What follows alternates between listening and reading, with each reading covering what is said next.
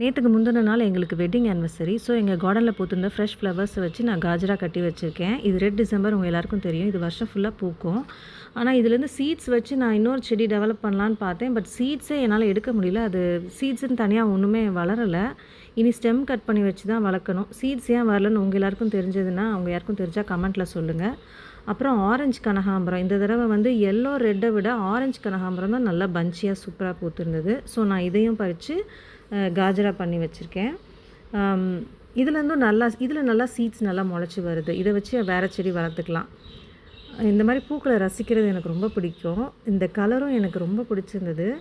So நான் எங்கள் கார்டனில் இருந்த எல்லா பூக்களையும் பறித்து அதை வச்சு 2 காஜரா பண்ணியிருக்கேன்.